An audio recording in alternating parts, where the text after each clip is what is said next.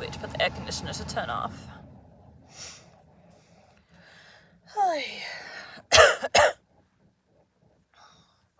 This is stupid. I stopped taking allergy meds a week or two ago. And now I have this lovely dry cough. It's so fun. Today we'll be continuing Joe's Boys by Louisa May Alcott. Chapter 16. In the Tennis Court. Athletic sports were in high favor at Plum Field, and the river where the old punt used to wobble about with a cargo of small boys, or echo to the shrill screams of little girls trying to get lilies, now was alive with boats of all kinds, from the slender wherry to the trim pleasure craft, gay with cushions, awnings, and fluttering pennons. Everyone rode, and the girls as well as the youths had their races, and developed their muscles in the most scientific manner. The large, level meadow near the old willow was now the college playground, and here baseball battles raged with fury, varied by football, leaping, and kindred sports fitted to split the fingers, break the ribs, and strain the backs of the too ambitious participants. The gentler pastimes of the damsels were at a safe distance from this Champ de Mars. Camp de Mars?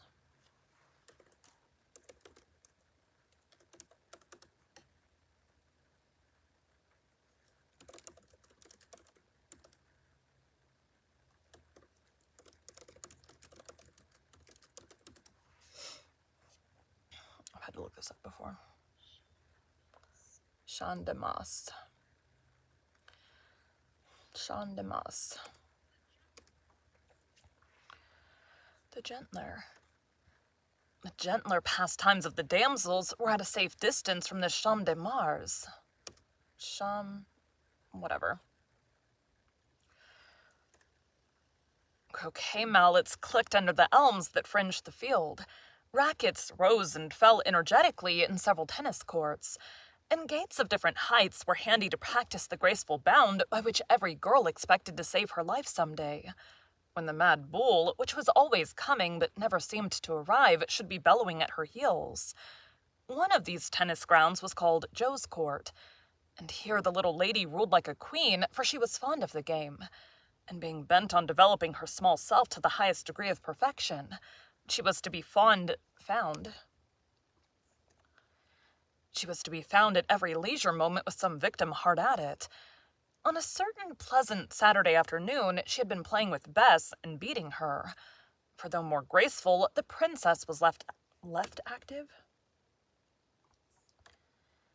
For though more graceful, the princess was less active than her cousin, and cultivated her roses by quieter methods. Josie and Bess.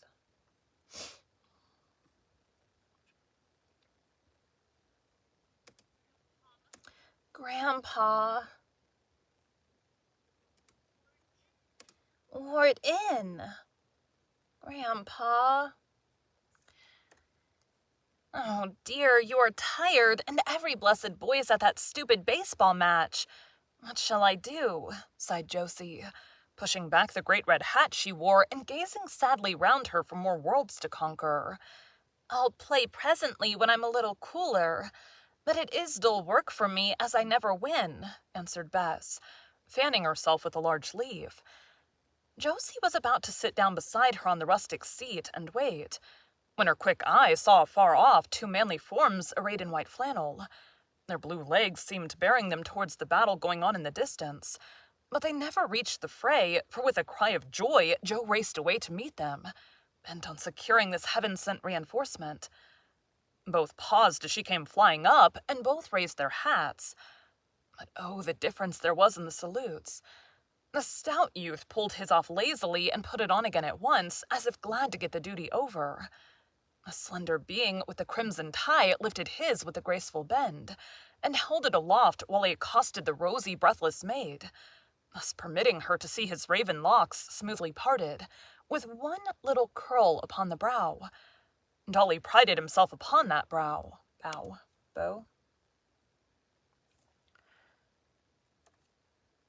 Dolly prided himself upon that bow and bow.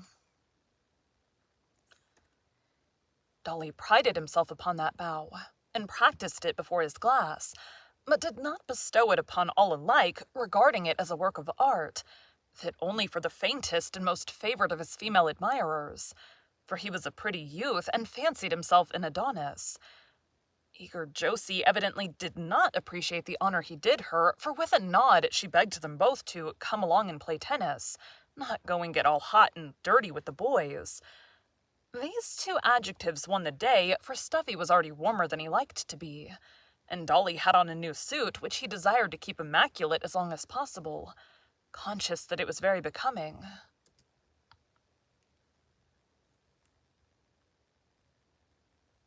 Dolly. Wild ducks. Charmed to oblige, answered the polite one with another bend. Stuffy.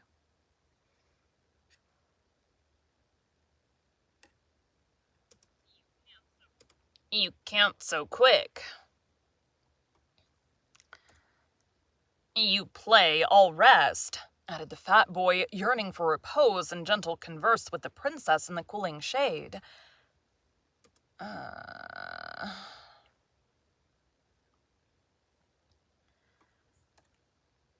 Well, you can comfort Bess, for I've beaten her all to bits, and she needs amusing. I know you've got something nice in your pocket, George. Give her some, and Dolphus can have her racket. Now then, fly round. And driving her prey before her, Josie returned in triumph to the court.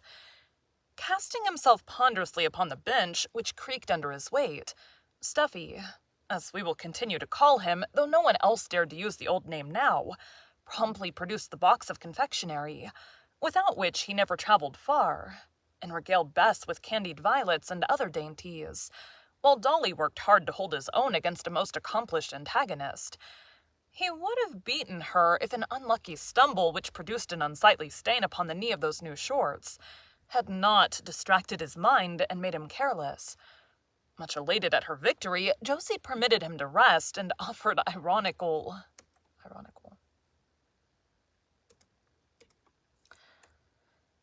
Much elated at her victory, Josie permitted him to rest and offered ironical consolation for the mishap which evidently weighed upon his mind. Don't be an old Betty, it can be cleaned.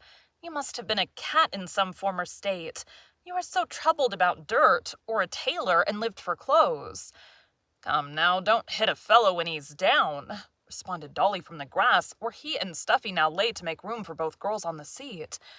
One handkerchief was spread under him, and his elbow leaned upon another, while his eyes were sadly fixed upon the green and brown spot which afflicted him.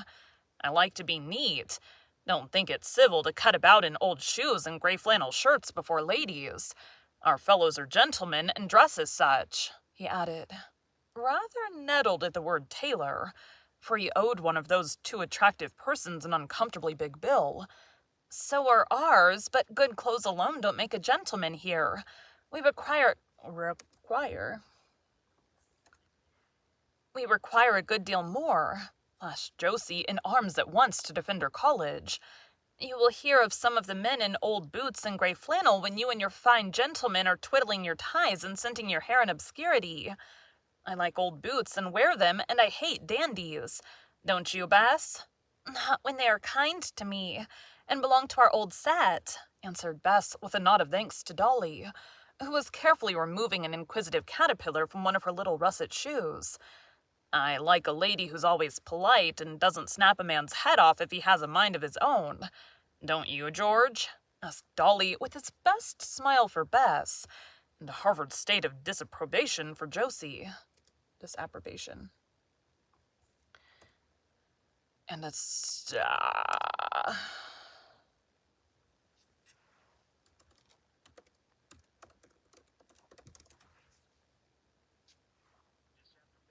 disapprobation, that's what I thought it was.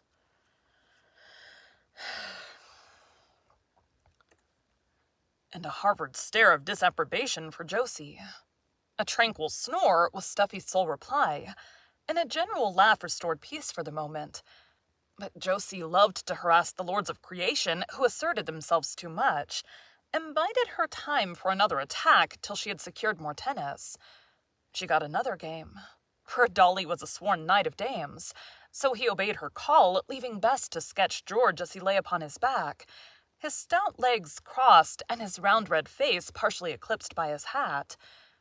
Josie got beaten this time and came back rather cross, so she woke the peaceful sleeper by tickling his nose with a straw till he sneezed himself into a sitting position, and looked wrathfully about for that confounded fly. "Come, sit up, and let us have an elegant conversation. You howling swells ought to improve our minds and manners, for we are only poor country girls in dowdy gowns and hats," began the gadfly, opening the battle with a sly quotation from one of Dolly's unfortunate speeches, about certain studious damsels who cared more for books than finery. "I didn't mean you. Your gowns are all right, and those hats the latest thing out," began poor Dolphus, convicting himself by the incautious exclamation.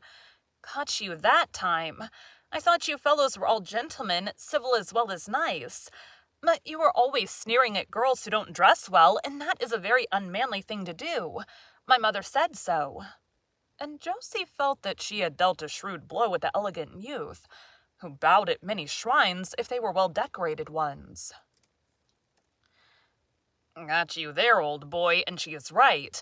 You never hear me talk about clothes and such twaddle," said Stuffy, suppressing a yawn, and feeling for another bonbon wherewith to refresh himself. "You talk about eating, and that is even worse for a man. You will marry a cook and keep a restaurant some day," laughed Josie, down on him at once.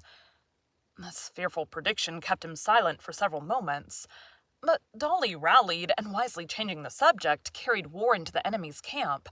"As you wanted us to improve your manners, allow me to say that young ladies in good society don't make personal remarks or deliver lectures. Little girls who are not out do it, and think it witty, but I assure you it's not good form."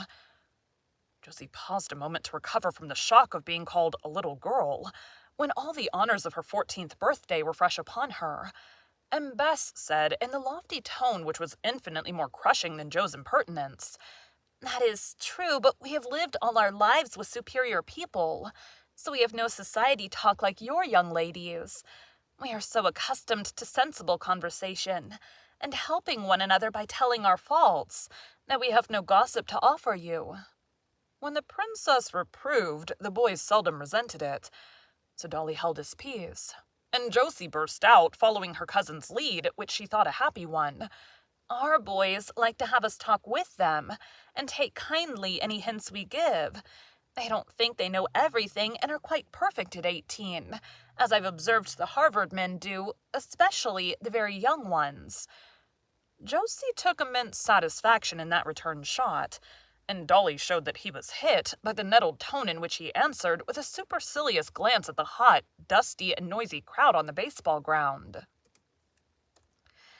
"The class of fellows you have here need all the polish and culture you can give them, and I'm glad they get it. Our men are largely from the best families all over the country, so we don't need girls to teach us anything. It's a pity you don't have more of such fellows as ours. They value and use well what college gives them and aren't satisfied to slip through, getting all the fun they can and shirking the work. Oh, I've heard you men talk and heard your father say they wish they hadn't wasted time and money just that you might say you'd been through college. As for the girls, you'd be much better off in all ways when they do get in, and keep you lazy things up to the mark as we do here." "If you have such a poor opinion of us, why do you wear our color?" asked Dolly, painfully conscious that he was not improving the advantages his alma mater offered him, but bound to defend her. "I don't. My hat is scarlet, not crimson. Much you know about a color," scoffed Josie. "I know that a cross cow would soon set you scampering.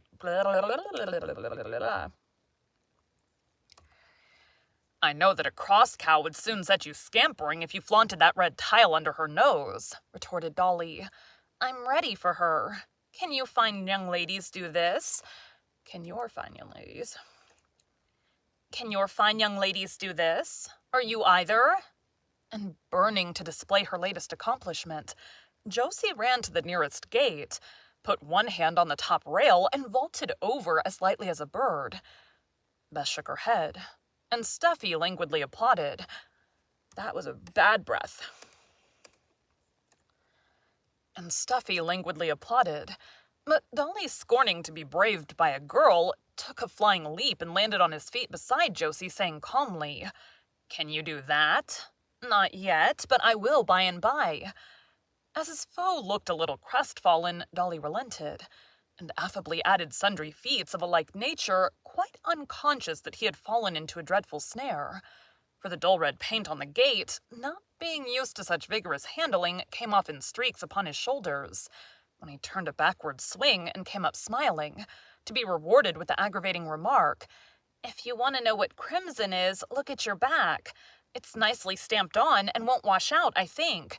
"The deuce it won't," cried Dolly, trying to get an impossible view and giving it up in great disgust. "I guess we'd better be going, Dolph," said peaceable Stuffy, feeling that it would be wise to retreat, before another skirmish took place, as his side seemed to be getting the worst of it. "Don't hurry, I beg, stay and rest. You must need it after the tremendous amount of brain work you've done this week. It is time for our Greek. Come, Bess. Good afternoon, gentlemen." And with a sweeping courtesy, Josie led the way with her hat belligerently cocked up.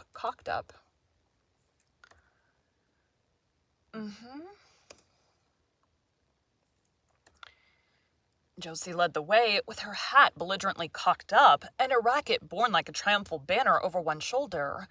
For having had the last word, she felt that she could retire with the honors of war.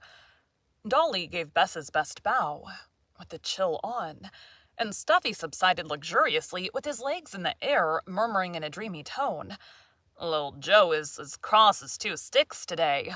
I'm going in for another nap, too hot to play anything. So wonder..." Dolly. I have a burp.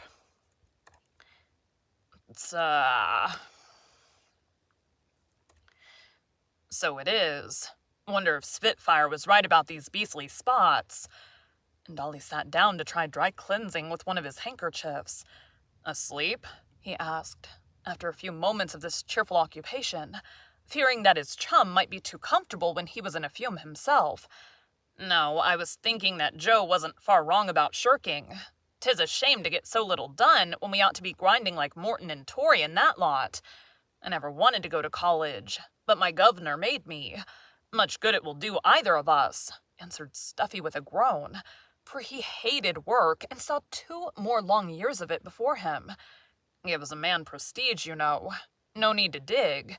I mean to have a gay old time and be a howling swell if I choose.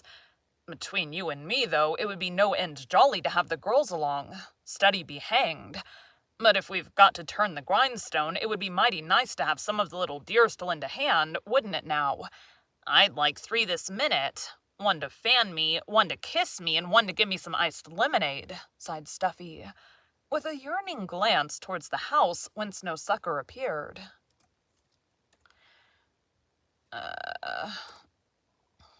Mrs. Joe. "How would root beer do?" asked a voice behind them, which made Dolly spring to his feet and Stuffy roll over like a startled porpoise.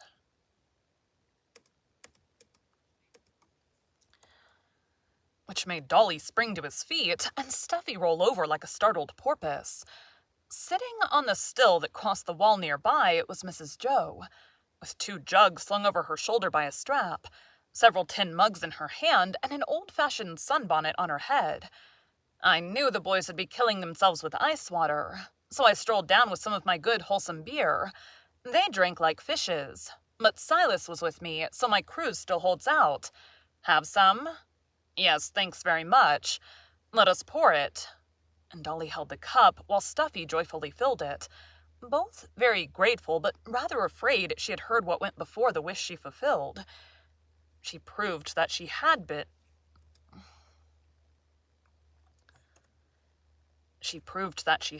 saying as they stood drinking her health, while she sat between them looking like a middle-aged Vivandière with her jugs and mugs. "I was glad to hear you say you would like to have girls at your college, but I hope you will learn to speak more respectfully of them before they come, for that will be the first lesson they will teach you." "Really, ma'am, I was only joking," began Stuffy, gulping down his beer in a hurry. "So was I. I'm sure I'm devoted to him, stuttered Dolly, panic-stricken, for he saw that he was in for a lecture of some sort. Not in the right way. Frivolous girls may like to be called little dears and things of that sort, but the girls who love study wish to be treated like reasonable beings, not dolls to flirt with. Yes, I'm going to preach. That's my business, so stand up and take it like men. Mrs. Joe laughed, but she was in earnest.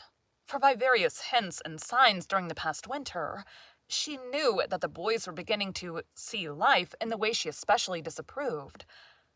Both were far from home, had money enough to waste, and were as inexperienced, curious, and credulous as most lads of their age.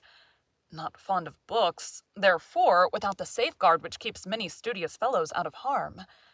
One self-indulgent, indolent, and so used to luxury that pampering of the senses was an easy thing. The other vain, as all comely boys are, full of conceit, and so eager to find favor in the eyes of his comrades that he was ready for anything which would secure it. These traits and foibles made both peculiarly liable to the temptations which assail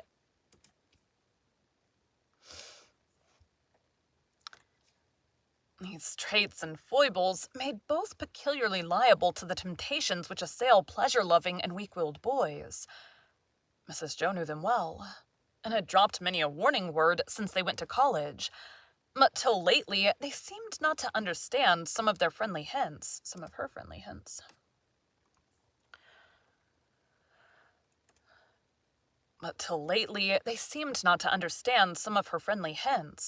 Now she was sure they would, and meant to speak out, for long experience with boys made her both bold and skillful in handling some of the dangers usually left to silence, till it is too late for anything but pity and reproach.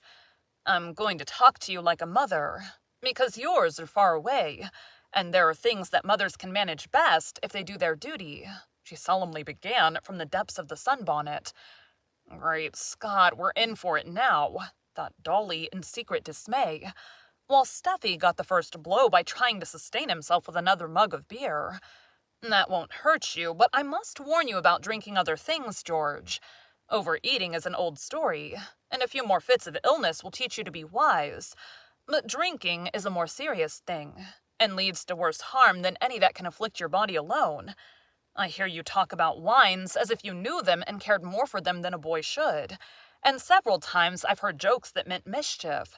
For heaven's sake, don't begin to play with this dangerous taste for fun, as you say, or because it's the fashion and the other fellows do.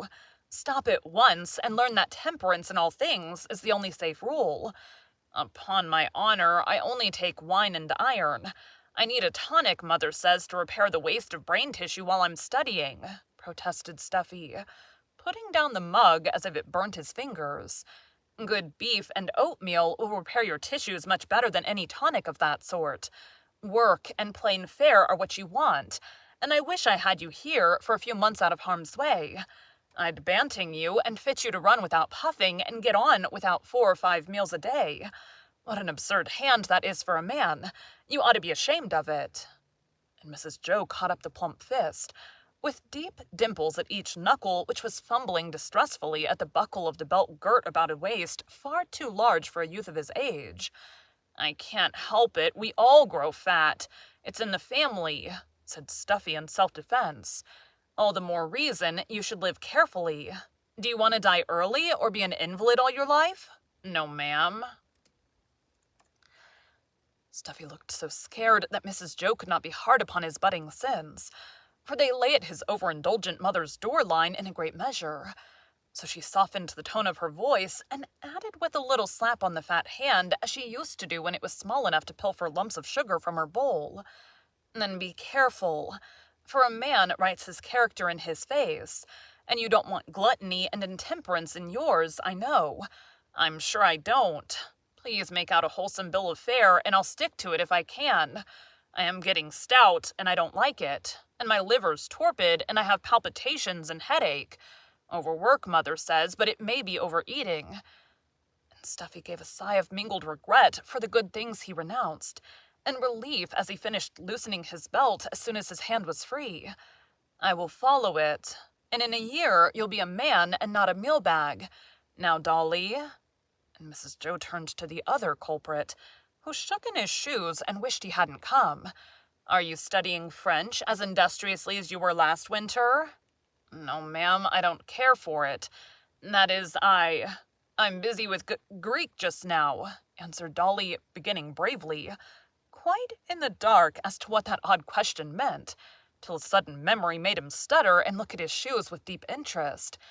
"Oh, he doesn't study it, only reads French novels and goes to the theater when the opera bouffe is here," said Stuffy, innocently confirming Mrs. Joe's suspicions. "So I understood, and that is what I want to speak about."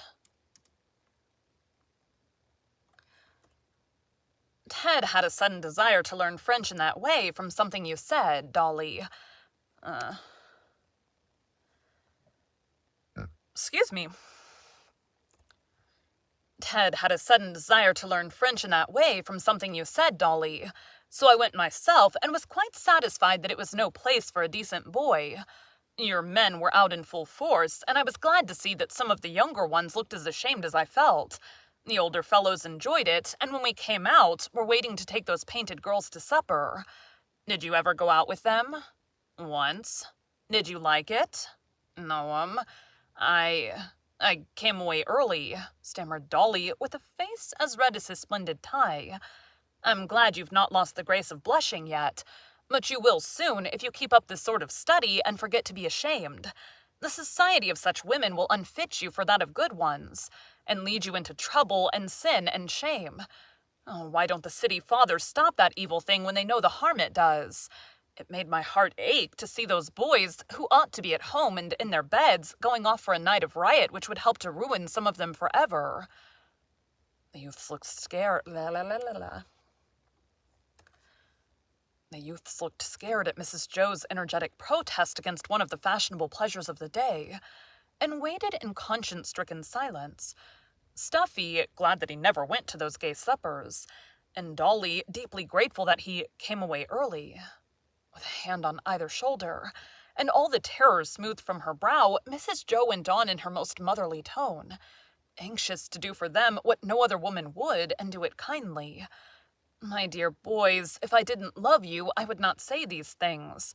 I know they are not pleasant, but my conscience won't let me hold my peace when a word may keep you from two of the great sins that curse the world, and send so many young men to destruction. You are just beginning to feel the allurement of them, and soon it will be hard to turn away. Stop now, I beg of you, and not only save yourselves, but help others by a brave example. Come to me if things worry you. Don't be afraid or ashamed. I have heard many sadder confessions than any you are ever likely to bring me, and been able to comfort many poor fellows. Gone wrong for want of a word in time, do this, and you'll be able to kiss your mothers with clean lips, and by have the right to ask innocent girls to love you. Yes, thank you. I suppose you're right, but it's pretty hard work to toe the mark when ladies give you wine and gentlemen take their daughters to see Amy, said Dolly, foreseeing tribulations ahead, though he knew it was time to pull up. So it is, but all the more honor to those who are brave and wise enough to resist public opinion, and the easygoing morals of bad or careless men and women. Think of the persons whom you respect most, and in imitating them you will secure the respect of those who look up to you. I'd rather my boys should be laughed at in cold shoulders by 100 foolish fellows, than lose what, once gone, no power can give them back, innocence and self-respect. I don't wonder you find it hard to toe the mark, when books, pictures, ballrooms, theaters, and streets offer temptations. Yet you can resist if you try. Last winter, Mrs. Brooke used to worry about John's being out so late reporting, but when she spoke to him about the things he must see and hear on his way to and from the office at midnight, he said in his sober way, "I know what you mean, Mother, but no fellow need go wrong unless he wants to." "That's like the deacon," exclaimed Stuffy with an approving smile on his fat face. I'm glad you told me that. He is right, and it's because he doesn't want to go wrong we all respect him so, added Dolly, looking up now with an expression which assured his mentor that the right string had been touched. and a spirit of emulation roused, more helpful perhaps than any words of hers. Seeing this, she was satisfied, and said as she prepared to leave the bar before which her culprits had been tried and found guilty, but recommended to mercy, "Then be to others what John is to you, a good example. Forgive me for troubling you, my dear lads, and remember my little preachment. I think it will do you good, though I may never know it. Chance words spoken in kindness often help amazingly, and that's what old people are here for, else their experience is of little use. Now come and find the young folk. I hope I shall have... Airplane. Almost work time. Also, we're almost done with this.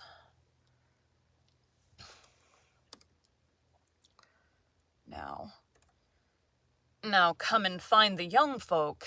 I hope I shall never have to shut the gates of Plumfield upon you, as I have on some of your gentlemen. I mean to keep my boys and girls safe if I can, and this is a wholesome place where the good old-fashioned virtues are lived and taught."